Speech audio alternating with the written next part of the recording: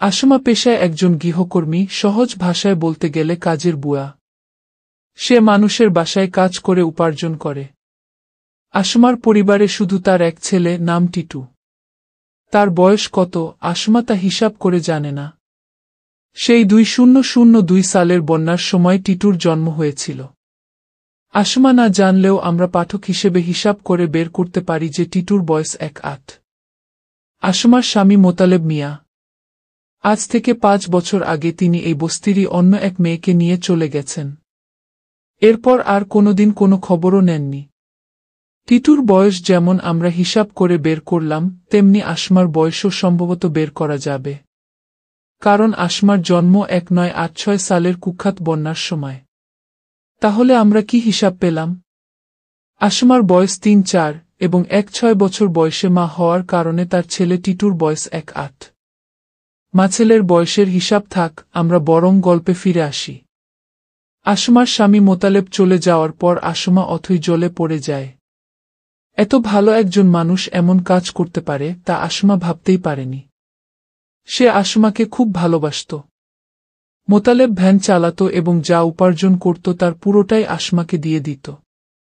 আসমা সেখান থেকে অল্প অল্প করে সংসার চালাত। এখন সেসব কথা মনে পড়লে কেবল দীর্ঘশ্বাসই বের হয়ে আসে। মোতালেব চলে যাওয়ার পর আসমা মানুষের বাড়িতে কাজ নেয়। সেই উপার্জন দিয়েই ছেলের সংসার কোনমতে চলছে। টেবিলে জ্বলতে থাকা মোমের আলো পাশে শুয়ে থাকা ছেলের দিকে তাকায় আসমা। সে গভীর ঘুমে আচ্ছন্ন। কি নিষ্পাপ! একই সাথে কি করুন! ছেলেটা সারাদিন এখানে ওখানে ছুটে বেড়ায়, তাই সন্ধ্যা হলেই তার ঘুম চলে আসে। এই গরমেও আসমা ছেলেকে আদর করার জন্য কাছে টেনে ধরে। কি উষ্ণতা! হঠাৎ আসমার অন্য কিছু মনে পড়ে যায়। আজ 5 বছর ধরে কেউ তাকে আন্তরিকভাবে সাহস জুগিয়ে কথা বলেনি। তবে কেউ যে তাকে ভুলে গিয়েছে তা নয়, বস্তির প্রায় সব মানুষই আসমাকে সম্মান করত। আসমা তাদের সাথে ভালো সম্পর্ক বজায় রাখত। কিন্তু আজ এই গভীর রাতে মোমের আলো নিজের ছেলেকে জড়িয়ে ধরে সে কেন এসব ভাবছে? ছেলেকে জড়িয়ে ধরা কি গভীর ভালোবাসার বিষয়? আসমা গভীর তত্ত্বগুলো জানে না, তাই নিজের মনকে বোঝায় ওসব কিছু নয়। সে ছেলের পরিশ্রমী হাতে আবারও হাত রাখে। আসমার ইচ্ছে করে তাকে একটু স্নেহপূর্ণ আশীর্বাদ দিতে। নিজের ছেলেকে একটু আদর করলে কি কোনো ভুল হবে? তার ইচ্ছে হয় ফু দিয়ে মোমের আলোটা নিভিয়ে দিয়ে এক শান্তিপূর্ণ জগতে বিচরণ করতে, যেখানে ছেলে গল্প করবে, বই পড়বে আর সুখ দুঃখ ভাগাভাগি করবে। কিন্তু সেই জগৎটি কি? আসমা তা জানে না। আবার মোমের আলো ছেলের দিকে তাকিয়ে থাকতেও তার ভালো লাগছে। মানব জীবন সত্যিই নানা ধরনের ভাবনাতে পূর্ণ। আসমার পরনে একটি জীর্ণ শাড়ি, ব্লাউজ এবং পেটিকোট। ব্র্যান্ডেড পোশাক কেনার সামর্থ্য তার কোনোদিন হয়নি। তার গায়ের শাড়ি ব্লাউজও দানে পাওয়া। দান হিসেবে তো আর নতুন জামাকাপড় সবসময় পাওয়া যায় না। গরমে ঘামে ব্লাউজ ভিজে তার শরীরের সাথে লেপ্টে আছে। ছেলেটাও ঘামছে, কিন্তু তার কোনো হুঁশ নেই। একটা ছেঁড়া হাফ প্যান্ট পরে সে গভীর ঘুমে মগ্ন। আসমার ইচ্ছে করছে শরীরের সব অস্বস্তিকর পোশাক পরিবর্তন করতে। পাশে শুয়ে থাকা ছেলের জন্য সে তা পারছে না। ছেলে তো গভীর ঘুমে মগ্ন। সবকিছু খুলে হালকা হওয়া কি ঠিক হবে? এই ধরনের ভাবনা আসমাকে তাড়া করে।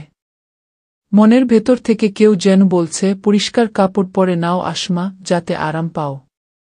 মনের ভেতরের সেই আহ্বানে সাড়া দিয়েই হোক, অথবা গরমের তীব্রতাতেই হোক, আসমা সত্যিই তার গায়ের শাড়ি আর ব্লাউজ খুলে গায়ে হালকা একটি কাপড় জড়িয়ে নিল। পেটিকোটটা গায়ে রেখে দিল। সম্ভবত সভ্যতার স্পর্শ পুরোপুরি কাটিয়ে ওঠা যায় না।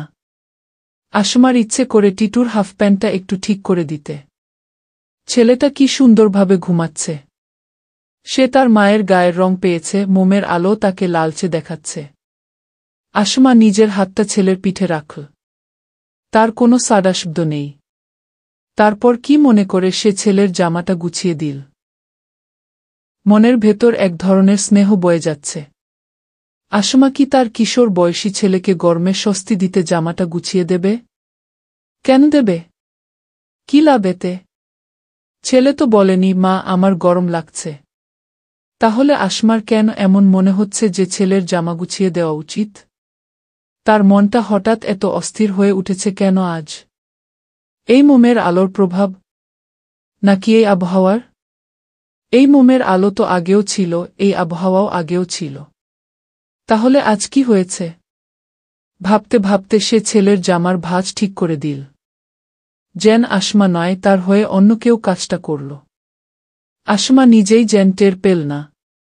তারপর জামাটা সুন্দরভাবে বিছিয়ে দিয়ে ছেলের দিকে তাকিয়ে রইল। টিটুর দেহটি এত বলিষ্ঠ কেন? তার বাবার তো এত বলিষ্ঠ ছিল না। ছেলে সারাদিন কোথায় কোথায় ঘোরে তা আসমা জানে না। ছেলে কি তাহলে বস্তির ছেলেদের সাথে খেলাধুলায় মেতে উঠেছে? তাদের সাথে মিশে কি ছেলের এমন বলিষ্ঠ গঠন হয়েছে? আসমার মনে এক ধরনের প্রশান্তি জেগে উঠল। হয়তোবা এই প্রশান্তির কারণে আসমা ছেলের প্রতি আরও বেশি স্নেহ অনুভব করল। ছেলের সুগঠিত দেহ দেখে তার মন এক গভীর ভালোবাসায় ভরে উঠল।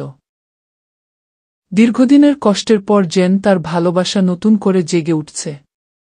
একবার ছেলের মুখের দিকে, আরেকবার তার বলিষ্ঠ দেহের দিকে তাকাচ্ছে সে। ছেলে তখনও গভীর ঘুমে আচ্ছন্ন। সারাদিন কি সে খেলাধুলা করেই এত ক্লান্ত হয় যে এমন গভীর ঘুম আসে? ছেলের দেহটি এখনও শীতল, শান্ত হয়ে আছে। আসমা হাত দিয়ে আলতো করে ছেলের কপাল স্পর্শ করল। কি উষ্ণ! যেন তার গায়ে জ্বর এসেছে। একটু একটু করে কপালে হাত বুলিয়ে দিতেই তার মন আরও শান্ত হতে শুরু করল। আসমা আক্ষরিক অর্থেই মুগ্ধ হয়ে গেল। এতক্ষণ যেই দেহটি শান্ত অবস্থায় ছিল সেটি এখন আরও বলিষ্ঠ দেখাচ্ছে। এই বলিষ্ঠতা কি সে খেলাধুলার মধ্যেই লুকিয়ে রাখত? বস্তির ছেলেরা যদি তার ছেলের এই সুগঠিত দেহ দেখে প্রশংসা করে, তাতে তাদের দোষ দেওয়া যাবে না। এমন সুন্দর গঠন দেখলে কার না প্রশংসা করতে ইচ্ছে করে? হঠাৎ করে ঘুম ভেঙে গেল টিটুর। সে বুঝে উঠতে পারছে না কি হচ্ছে। মোমের আলো সে দেখছে তার মা তার কপালে স্নেহের হাত বুলিয়ে দিচ্ছে। টিটু বুঝতে পারছে না সে কোথায়, নাকি এটা কোনো স্বপ্ন। ধাতস্থ হতেই টিটু বুঝতে পারল এটা তাদেরই ঘর, আর এই নারী তার মা। টিটু বুঝতে পারছে না আসলে কি হতে চলেছে। মায়ের কি মাথা খারাপ হয়ে গেছে? এমন করছেন কেন? টিটু কথা বলে উঠল, কি হয়েছে মা? এমন করছো কেন? আসমা হাত বুলানো বন্ধ করে দিল। কি জবাব দেবে ভেবে পাচ্ছে না। আসলেই তো, ছেলের কাছে কি জবাব দেবে? সে কি ছেলেকে বলবে যে ভালোবাসার বশবর্তী হয়ে গভীর রাতে মোমের আলো সে তার ছেলের সুস্থতার খোঁজ নিচ্ছে? নাকি উল্টো ছেলেকেই ধমক দেবে? কি নিয়ে ধমক দেবে? আসমা কিছু না বলে আরও একবার গভীর স্নেহে টিটুর দিকে তাকিয়ে রইল। তারপর প্রাণপণে তার সেবা করতে লাগল, কখনো মাথায় হাত বুলিয়ে দিচ্ছে, কখনো কপালের ঘাম মুছে দিচ্ছে। টিটু হতবিহ্বল হয়ে গেছে। কি করবে সে? সে কি তার মায়ের হাতে হাত রাখবে? নাকি মাকে বিশ্রাম নিতে বলবে? টিটু হতবিহ্বল হয়ে চুপচাপ শুয়ে আছে। এদিকে আসমা ছেলের দেহের পরিচর্যা করেই যাচ্ছে। মাঝে মাঝে সে স্নেহের স্পর্শ দিয়ে বারবার তাকে শান্ত করে তুলছে। টিটু অপলকে তাকিয়ে আছে মায়ের মুখের দিকে। কি অপরূপ! কি সুন্দর!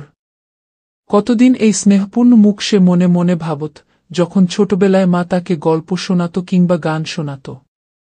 বইয়ের পাতায় পড়া সেই কল্পনার মতোই আজ মায়ের স্নেহ তার সামনে।